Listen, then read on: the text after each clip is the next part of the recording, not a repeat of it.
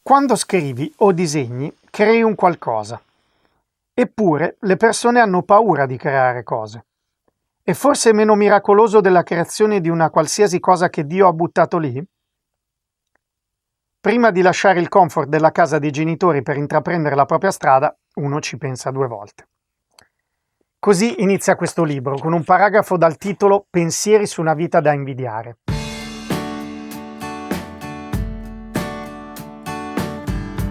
Dirò alcuni pensieri sulla mia vita, perché ho più familiarità con essa.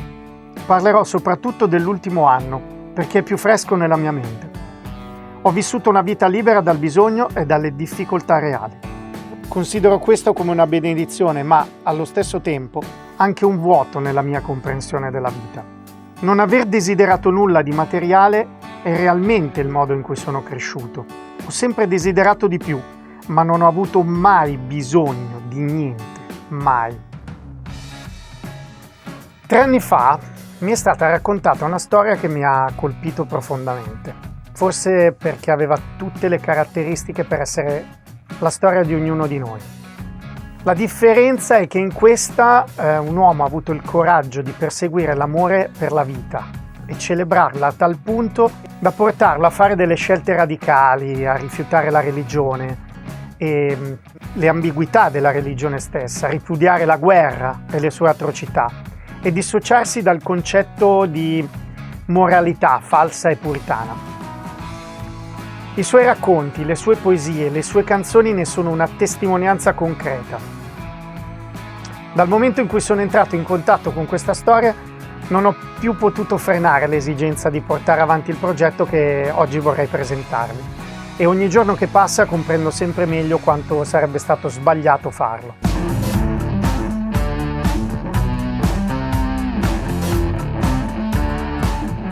Voglio raccontarvi come tutto è cominciato per farvi comprendere quante cose incredibili accadono quando meno ce l'aspettiamo. Faccio improvvisazione teatrale da una decina d'anni, durante i quali ho incontrato tantissime persone meravigliose. Tra queste c'è Paola, una delle allieve del Teatro del Vigentino. Al tempo del mio primo EP avevo deciso di portarlo nelle case attraverso degli house concerts e Paola voleva festeggiare il suo compleanno in maniera differente dal solito e io ovviamente ho accettato molto volentieri di suonare per lei e i suoi invitati. Da allora la nostra amicizia e connessione è diventata sempre più forte.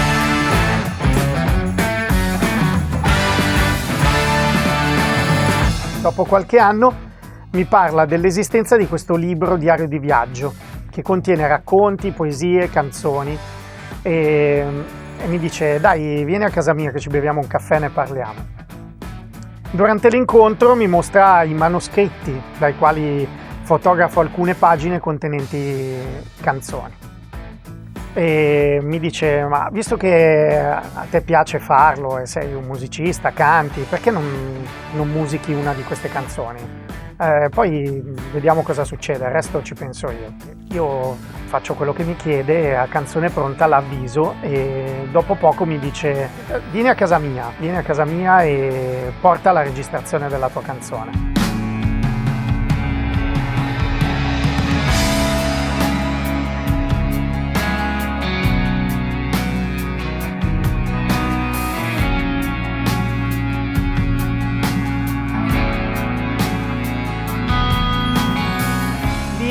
Vengo accolto da lei e dalla sua cara amica Heather, che scopro essere la moglie dell'autore di quei manoscritti, che era arrivata dalla California in aereo per trascorrere una settimana in Italia in giro in sua compagnia. Heather ascolta la canzone, scoppia in lacrime, mi ringrazia e il resto ve lo racconto nei prossimi episodi.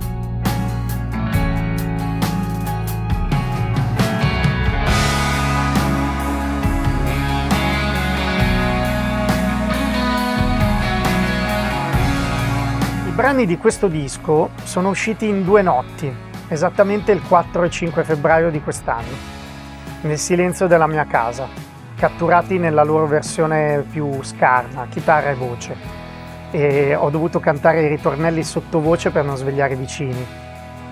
Certo, chi avrebbe mai immaginato che in tutte le strade di Milano quel silenzio ci sarebbe stato anche durante il giorno.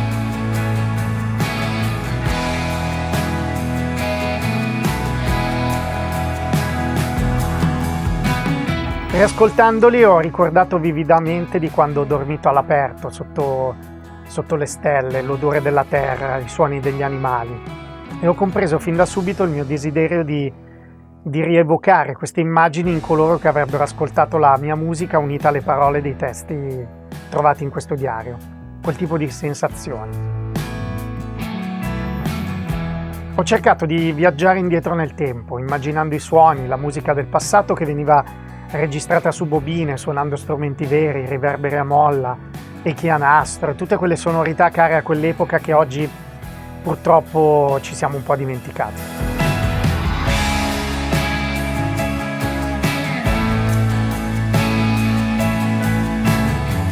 Anche questa volta l'amico Giuliano Dottore è stato il primo che ha ascoltato la versione nuda e cruda di questi pezzi. Come era già successo per il mio precedente lavoro discografico, in qualche modo ero sicuro che il suo modo di suonare la chitarra e le sue idee si sarebbero perfettamente amalgamate alle mie. L'idea iniziale era di preparare le preproduzioni nel suo Jacuzzi Studio e dopo aver provato e riprovato in modo che i pezzi girassero perfettamente con tutti i musicisti, affittare uno studio con una mega sala di ripresa nella quale registrare una live recording session tutti insieme. Proprio esageriamo, stavolta esageriamo.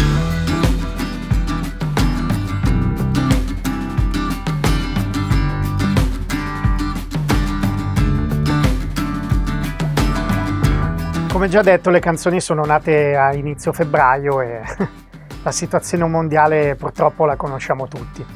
Però, insomma, senza perdermi d'animo perché sono fatto così, ho pensato di rivolgermi all'amico Larsen Premoli e al suo team di Rec Club Studios per capire come poter realizzare comunque questo progetto.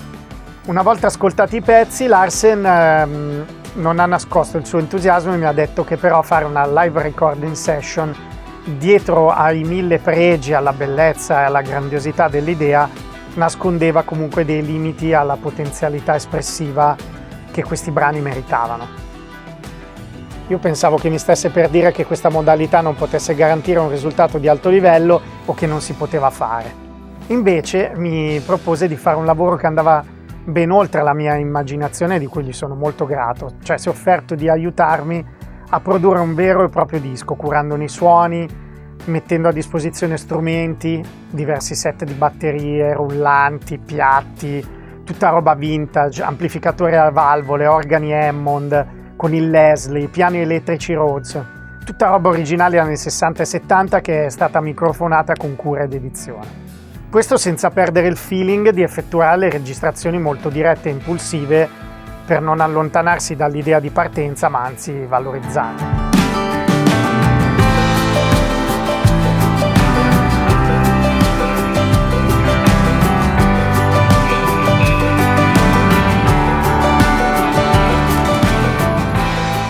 Dunque, nelle prossime settimane vi porterò con me in questo bellissimo viaggio on the road, raccontandovi storie e aneddoti, parlandovi delle persone che hanno preso parte a questa avventura e dei doni che ognuno ha portato per arricchire questa esperienza, rendendola unica. Ma soprattutto vi racconterò di John, attraverso le sue canzoni e di come mi abbiano portato fin qua. Quindi, come farebbe John nel 1968, preparate lo zaino e partiamo.